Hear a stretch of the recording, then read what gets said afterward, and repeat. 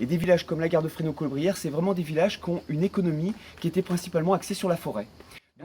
Cette place-là, c'était la place de stockage du village, où tous les gens du village allaient stocker les tas de liège. Ce qu'il faut voir, c'est que le village qu'on a traversé, mine de rien, fut une époque où il y avait plusieurs bouchonneries, et juste avant, en fait, il y avait au moins une centaine de bouchonniers, puisqu'en fait, les bouchonniers étaient une exploitation familiale, où en fait, on coupait les bouchons et les faisait au carré. Je vous expliquerai comment on fait les bouchons aujourd'hui, mais à l'époque, on faisait des carrés de liège, et après, en fait, on taillait les angles, on taillait les angles, on taillait les angles, on taillait les angles, et donc, du coup, on arrivait à faire des bouchons carrés avant d'aller plus loin sur le chêne de liège, pour faire voir, en fait, avec qui il vit, en fait, dans le massif des Morts. Donc, déjà, les arbres qu'on va avoir, alors, il y a plusieurs arbres emblématiques.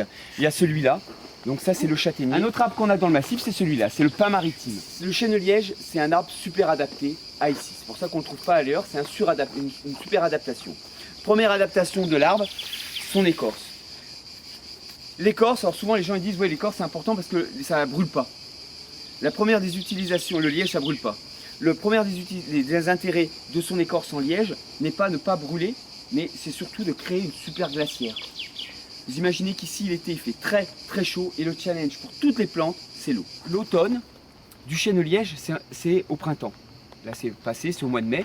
Vous arrivez au mois de mai, vous avez des chênes de liège qui sont tout jaunes. C'est-à-dire qu'en faisant tomber ces feuilles au printemps, pouf, vous vous trouvez au sol avec une couche d'humus et de feuilles qui crée un mulch de l'humus quoi, et qui va éviter en fait l'évapotranspiration au niveau du sol. Voilà, je vais descendre. Hop.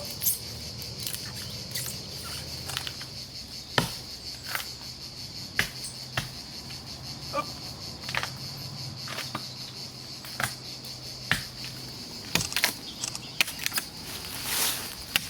Ouais, ça arrache un peu n'importe comment parce que c'est plein de fourmis.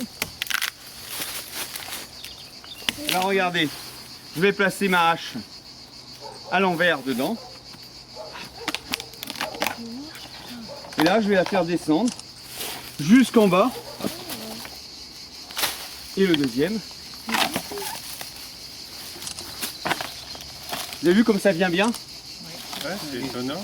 Il est tout nu. Alors, une fois que le liège est levé, il va falloir le sortir de la forêt, donc le débusquer, et ensuite le faire sécher un moment pendant 2 ans. Ensuite, on va découper des bandes dans ce sens-là. Et ensuite, à l'emporte-pièce, on va faire les bouchons.